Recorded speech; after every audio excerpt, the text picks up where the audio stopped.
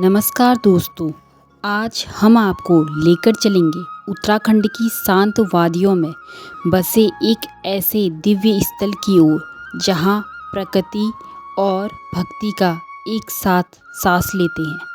यह है मद्महेश्वर मंदिर, भगवान शिव का एक रहस्यमयी धाम जो पंच केदारों में से एक है। उत्तराखंड के रुद्रप्रयाग जिले में स्थित मद्महेश्वर मंदिर समुद्र तल से लगभग 3497 मीटर की ऊंचाई पर स्थित है।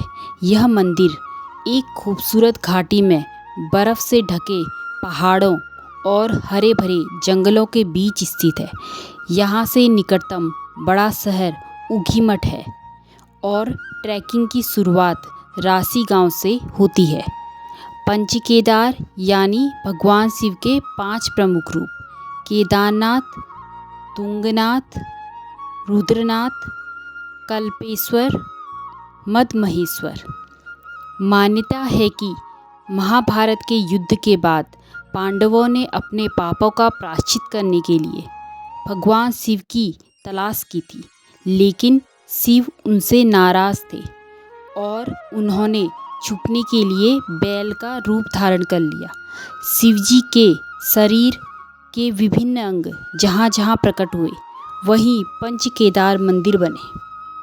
मद्महेश्वर में शिवजी का नाभि भाग की पूजित होता है। मद्महेश्वर मंदिर की बनावट बहुत ही साधारण लेकिन आध्यात्मिक है। यह उत्तर भारतीय नागर शैली में बना हुआ है। मंदिर में मुख्य गर्भगृह में शिवलिंग नहीं बल्कि एक स्वयंभू उभरी हुई नाभि की आकृति है जो पत्थर से बनी हुई प्रतीत होती है। इसके पास ही पार्वती जी, गणेश जी और नंदी बैल की मूर्ति स्थापित है। मंदिर के बाहर एक छोटा सा कुंड है जहां श्रद्धालु स्नान करके शुद्ध होते हैं। मद्महेश्वर तक पहुंचने के लिए कोई सीधा सड़क मार्ग नहीं है। यहाँ पहुँचने के लिए लगभग 18 से 20 किलोमीटर का ट्रैक करना होता है।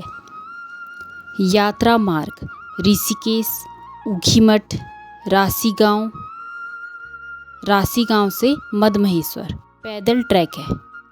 ट्रैकिंग पड़ाव रासी गांव, गौडार, बाताली, खंडारा और मद्महेश्वर। ट्रैकिंग मार्ग बहुत ही सुंदर और रोमांचक है। रास्ते में झरने, घने जंगल, छोटे गांव और घास के मैदान मिलते हैं। ट्रैक कठिन जरूर है, लेकिन हर कदम पर मिलने वाला प्राकृतिक सौंदर्य थकान को भुला देता है। मद्महेश्वर घाटी को धरती का स्वर्ग कहा जाता है। चारों ओर ऊंचे ऊंचे बर्फ से ढके पहाड़ जैसे चौखंबा पर्वत और अन्य हिमालयी चोटियाँ। यहाँ का वातावरण इतना शांत है कि आपको प्रकृति की हर एक सांस सुनाई देगी।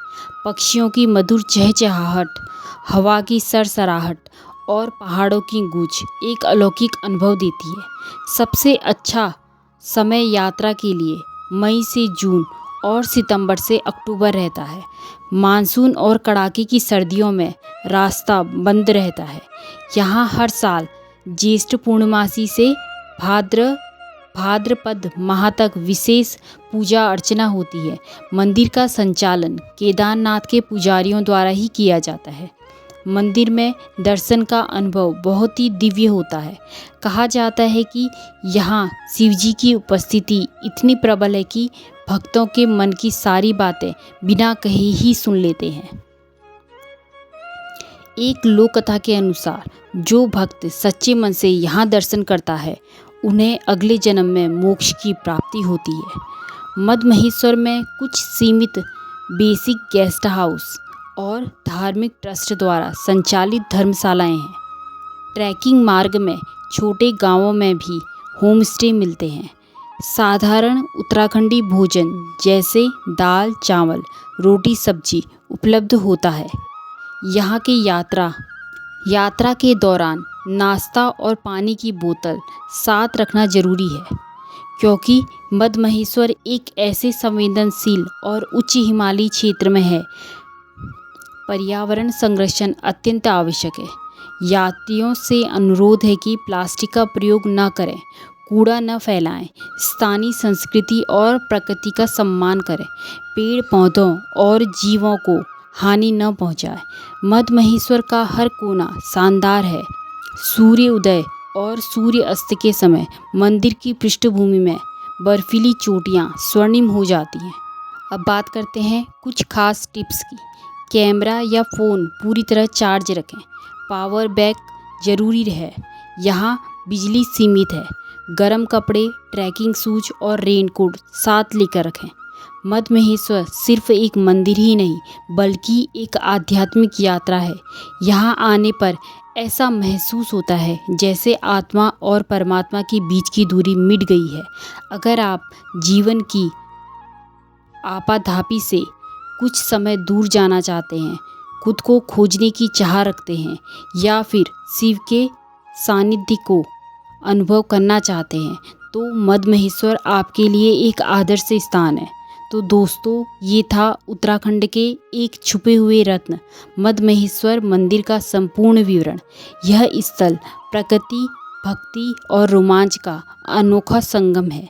अगर आपको यह वीडियो पसंद आया हो तो लाइक करें, शेयर करें और हमारे चैनल को सब्सक्राइब करना न भूलें।